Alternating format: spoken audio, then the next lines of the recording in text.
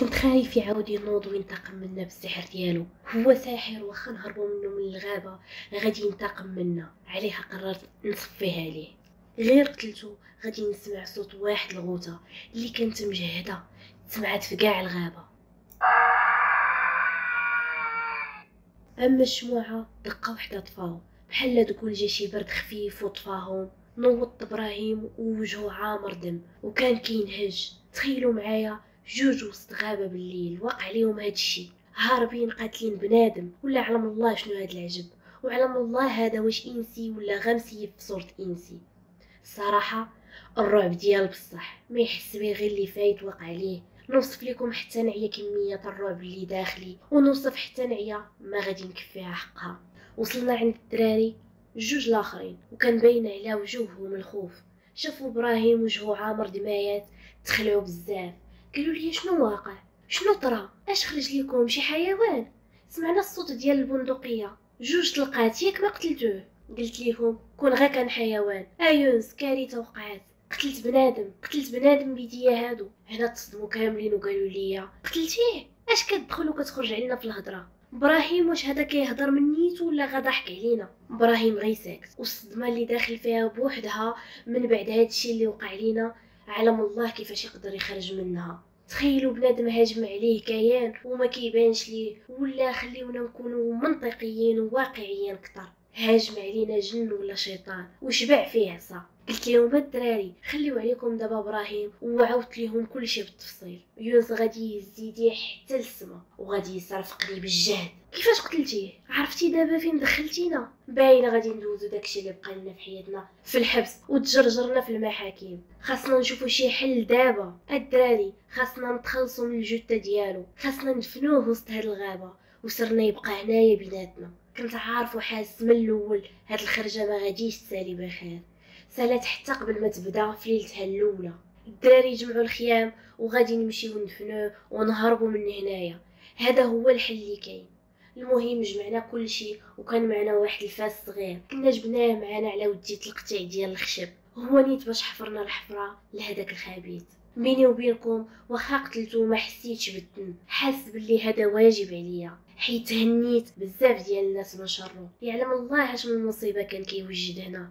غادي يقطع التفكير ديالي هشام وقال لي هاد الكتاب هذا شنو نديرو فيه؟ قلت لهم الكتاب والشموع غادي نحرقوهم باش ما يعاودش الكتاب يطيح في يد شي واحد. الساحر دفناه وردينا عليه التراب. اصلا بحال هادو كيكونوا منبوذين وما غادي يسول فيه حتى شي واحد. غالبا العائله ديالو غادي تكون سمحات فيه وما عنده لا اقارب ولا ولاد. شعلت في داك الكتاب العافيه وحطيت فوق دوك الشمعات، كل شيء ولا رماد. صراحه ما عرفتش انا كيفاش كتشوفوني دابا، واش انا بالنسبه لكم مجرم وقاتل ولا هذا هو الفعل الصحيح اللي كان خاصني ندير؟ قلت للدراري صافي سالينا كل شيء، ياك ما بقات شي حاجه ولا شي دليل على الجريمه ديالنا؟ ها الخرطوش ديال البندقيه فينو؟ حتى هو خاصنا نحيدوه من هنا. كنظن دابا كل شيء واجد. قبل ما نتحركوا من هنا سرنا غادي ندفنوه. حنا عمرنا جينا لهاد الغابه وما كنعرفوا عليها حتى شي حاجه. يلا كل واحد يهز شي حاجه ديال التخييم وخليونا نمشيو. وصلنا مورا واحد المشقه في الغابه بالليل،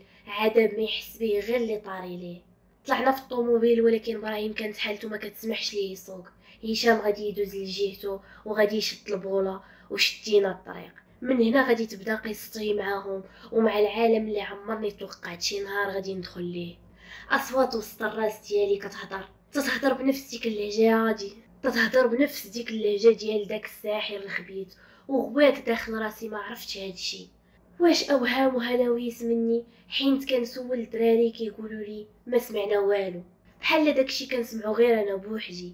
حتى دقه واحده تقريبا في نص الطريق الطوموبيل غادي تسكت بوحدها. نزلنا كنقلبوا ولكن كلشي كان بلاصتو، ما كان فيها حتى شي عطب ميكانيكي اللي يقدر يخليها تسكت. ما عرفتش كلشي معكس. قال لنا يونس الدراري خدموا القران. قلت ليه واش كتمرقل علينا دابا يونس ولا شنو؟ اش جاب القران العطب ميكانيكي؟ قال لنا يونس وقيله الطوموبيله سكتات بشي عمل من الجن زعما ولا شيطان. ياك قلتي على فمك هما اللي تعداو على ابراهيم جرحوه وضربوه، راه يقدروا يعطبوا حتى الطوموبيل. جاتني الهضره ديالو معقوله؟ شي شويه خدمنا القران وتخيلوا شنو خدمنا القران الطوموبيل بحال ما كان فيها حتى شي مشكل. وحتى دوك الاصوات الغريبه اللي كنت كنسمع كل دقيقه في الراس ديالي تحيدات. مني شدينا الطريق وصلنا للدار ديالي هي الاولى. قبل ما ننزل قال لي ابراهيم: يوسف نسى هاد الخرجه، حنا عمرنا مشينا لهاديك الغابه وما عندنا حتى شي علاقه بها، لا من قريب ولا من بعيد، ما عمرنا شفناها، فهمتيني؟ دخلت للدار، دوشت عليا وشديت دوك الحوايج اللي كنت لابس في الغابه لحتهم في الزبل. بغيت ننسى اي حاجه كتعلق بديك الرحله الملعونه. حطيت الراس ديالي على الوساده وانا فيا الموت ديال الناس، باغي الناس، ولكن فكره وحده اللي في بالي وغالبه عليا وغالبه على الدماغ ديالي: كيفاش غادي ننعس وانا قاتل؟ واخا كنحاول نقنع راسي راه ساحر ومشعوذ وهنيت الناس من شره، ولكن والو. على اي حال هذه راه روح، والروح كيف ما كيقولوا عزيزه عند الله. ما بغاش يجيني الناس، غير كنتقلب في بلاصتي. قلت نوض ناخد شي كتاب ونشعل ديك الفيوزه ونجلس نقرا كيف العاده ديالي. حطيت طيب نعاسي وما تخيلوش شنو غادي نلقى قدامي وانا كنقلب بين الرفوف المكتبه. غادي نلقى نفس الكتاب اللي حرقت بيديا في الغابه، نفس الغلاف ديالو وبنفس الاوراق الصفرين المتهالكه. تخلطوا عليا مشاعر الخوف، كنت باغي نجبدو ونقراه. شويه رجعت اليد ديالي، دابا هما اللي يكونوا وصلوه لعندي هنا. اجي الكتاب راه حرقته بيدي حتى ولا رماد. اشنو هادشي كيوقع هنا؟ عاودت طماطاتي ديالي وانا متردد ومئات الاسئله كيدوروا ليا في راسي. تفكرت في الغابه فاش كنت كنقلب دوك الصفحات الاولين ديال الكتاب، كان داكشي مخربق وما فهمت منه والو. المهم جبت الكتاب، وعلى اي حال اللي ليها ليها. المهم غنعرف شنو السيره ديالو وعلاش تابعني حتى لهنايا. ديتو للمكتب ديالي ونقصت الضو ديال ديك الفيوزه وحليت اول صفحه من داك الكتاب. الصراحه ما فهمت حتى شي كلمه، ولو كلمه وحده. كلشي مكتوب بواحد اللغه اللي مخربقه وما كتشبه لحتى شي لغه ديال البشر. دورت للصفحه الثانيه، هنا فهمت شي كلمات اللي كانوا بساط، كانوا استدعاء ملك من ملوك الجن السفلي عن طريق التوسلات السفليه الشيطانيه. دوزت ديك الصفحه والفضول كان كياكلني من الداخل ديالي. دورت للصفحه الثالثه، لقيت فيها رسومات اللي كانوا غريبه وصور ديال الكائنات واسماء ديالهم. ما نكذبش عليكم، ما عرفتش شنو غادي ندير. قلت الحل الوحيد اللي كاين هو نسد عليا هاد الكتاب، لا نصدق محضر ليا شي مصيبه اللي غادي تبقى تبعاني حياتي كامله. وباين الا قريت هاد الكتاب صافي راني غنشرك بالله لا اراديا. بالحق لغد ليه غادي نمشي نشوف شي شيخ ديال الدين ولا شي راقي نعطيه هاد الكتاب، هو اللي يقدر يقول لي شنو هو الحل الافضل والانسب باش نتفك من هاد اللعبه. ولكن الا سولني منين جاك اشنو غادي نقول ليه؟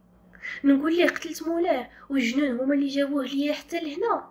الصراحه ما عرفتش، تخربقت في الدماغ ديالي، الاف الاسئله كتضرب ليا في دماغي حتى عينيا غادي يتسدوا. ما عقلت على راسي حتى حليتهم. ولقيت صباح واول حاجه درتها هي هزيت الكتاب ومشيت نشوف شي شيخ ولا شي راقي. وبالفعل مشيت عند واحد الشيخ ديال الدين وريته داك الكتاب وما قلت ليه والو على المصدر ديالو. قلت ليه راه غير لقيته طايح وصافي وما عرفتش لاش كيليق، ممكن تفيدني؟ شنو هو هذا الكتاب ولاش كيصلاح؟ غادي يشدو غادي يفتحو. قال لي عاد ولا مش الراجل دغيا سدو في البلاصه وردوا ليا. قال لي هذا كتاب شرك وشعوذه، هذا الكتاب باين توارثوه الصحراء، يعني عمره قديم.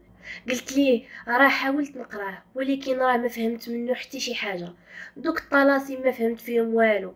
قال لي يا ولدي من الاحسن هادشي ما تشوفو حتى تشوفه، ما تقراهش وياك تقراه، هادو توسلات شيطانيه باش تحضر شيطان وتطلب منه شنو ما بغيتي. ولكن راه هادشي عنده خلاص، اللي الا مشيتي حتى قريتي هاد الكتاب راك شركتي بالله. قال لي يا ولدي غادي تدي هاد الكتاب وغادي تحرقه وغادي تهنى منه. بحال هاد الكتب هادو خطر علينا، خطر على بنادم، ومزيان اللي فكرتي تجيبو ليا باش نفيدك شنو غادي دير فيه. خديت الكتاب وما بغيتش نقول ليه بلي راه فايت ليا حرقته حتى ولا رماد قدام عينيا، وعاود رجع حتى لعندي.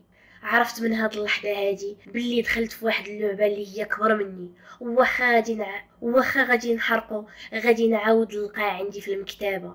هاد اللعنه غادي تبقى تبعاني حياتي كامله. رجعت للدار وانا جالس حسيت بدوك الاصوات رجعوا لراسي، لا اصوات من كل بلاصه كنسمعها بحال الهلوسه، كنت كنسمعهم من هنا ومن لهيه. بقيت هكا حتى العشيه. صنع عليا ابراهيم، قلت ليه الو ابراهيم كيف راك كيف بقيتي؟ قال لي بلي مزيان الحمد لله، ولكن لحد دابا مازال ما استوعبتش داكشي اللي وقع ليا في الغابه. قلت ليه كنت شوف انا شنو وقع ليا. مستحيل تيق ابراهيم، واخا نعاود ليك دوك الاصوات راه ما بغاوش يفوتوا ليا راس. والمصيبه الكبيره والكحله هي داك الكتاب. عقلتي على داك الكتاب اللي لقينا مع الساحر؟